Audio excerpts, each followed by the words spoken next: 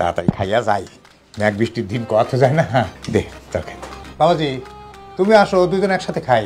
আমার খাওয়া নিয়ে আপনার চিন্তা করা লাগবে না, তাড়াতাড়ি দুটা দিয়া বাড়ি থেকে বেরোন।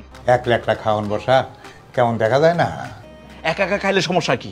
আরে এইসব কথা, এইসব আজগুবি কথা আপনি কই থেকে পান? না ঠিক আছে, আমি মুখটা ওইদিকে ঘুরে রাখতেছি, আপনি খান। মারে তোর শাশুড়িরে ডাক দে, বিয়ে আর বিয়ান দুজন একসাথে খাই। শোনেন, আম্মারে ডাকাডাকির দরকার নাই। আম্মা একটু বাইরে গেছে, বাইরে মানে বেড়াইতে গেছে, আসতে 2-3 মাস সময় লাগবে।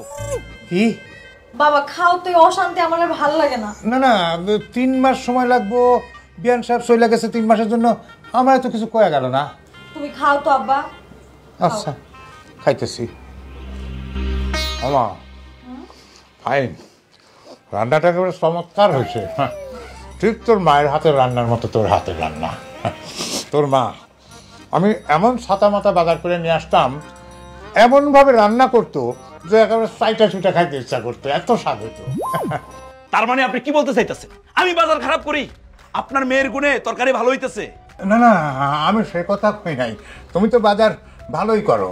মানে কইতেছিলাম কি বাবাজি, তোমার শাশুড়ি তো বাইসা নাই, বাইসা থাকলে তার হাতের রান্না ঠিক বুঝতে পারতাম। আব্বা খাও তো, কথা কইও না। হ্যালো, হ্যাঁ অফিস আইছেন?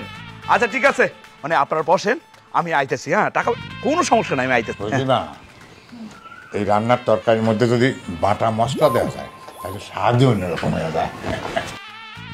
এই শোনেন, এইসব সাত বাদ দেন বুঝছেন, দুইটা গিল্লা তাড়াতাড়ি বাড়ি ছাড়েন। এই শোনো, আমি অফিসে যাইতেছি, অফিস থেকে ফিরে আইসা যেন তোমার আব্বার ছায়াটাও না দেখি আমি। ভাই এই যে 5 লাখ টাকার বাকি 50,000 টাকা, 5 লাখ টাকা বুঝা পাইছেন তো? আরে ভাই, আপনার নিয়ে কি কোনোদিন সন্দেহ করছি আমি? হ্যাঁ আপনার টাকা যেই কথা, আমার টাকা তো একই কথা। আপনার পকেটে থাকলেও আমি কোনোদিন দুশ্চিন্তা করতাম না। শোনেন, কালকে বিকেলে আপনার ফ্লাইট, সকালবেলা টিকিটটা পৌঁছাই যাবে আপনার কাছে। হ্যাঁ বিদেশে যাইবেন, সৌদি আরবে, এয়ারপোর্টে নামার পর পরে আমার লোকজন আপনার রিসিভ করবো, আর বাদ বাকিটা তো আর ভাই আছেই। ভাই আমার একটা কথা ছিল, ওই থাকা খাওয়ার জায়গাটা যেন একটু ভালো হয়। এই যে সব দুশ্চিন্তা আপনাদের কেন? হ্যাঁ ওইসব চিন্তা তো আমাদের উপরে ছাইড়া দিবেন। শোনেন, এই তুফান মানে আমি আজ পর্যন্ত যত লোক পাঠাইছি বিদেশিকে মনে করেন একদম সবার রাজার হালাতে ছিল, তাই না ভাই? ওই দুশ্চিন্তা করেন না, বিশেষ করে এয়ারপোর্টের বিষয়টা তো, এটা বাকিটা বাহার ভাই দেখবে। আরে ভাই আমি বাহার, এয়ারপোর্টে ঢুকলে দেখবেন আমার কারবার, আপনারা শুধু টাইমলি চলে আসবেন, আমি তো আছি। তাইলে তো ভালোই হইলো, অনেক বর্ষা পাইলাম ভাই। আসি তাইলে। আরে তাহলে আসি বললে তো এবো না, বাড়িতে গিয়া সুন্দর করে প্যাকেটটা করবেন, 20 কেজির বেশি যেন না হয়, তাই না ভাই? মনে হয়ে গিয়া না? আসি তাইলে, দোয়া করি। আসসালামু আলাইকুম। একবারে পার্সোনালিটি লেস।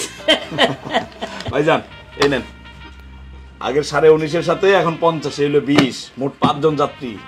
ঠিক আছে, কোনো চিন্তা করেন না, সবকিছু খাতায় সুন্দর করে লেখা আছে, ঠিক আছে?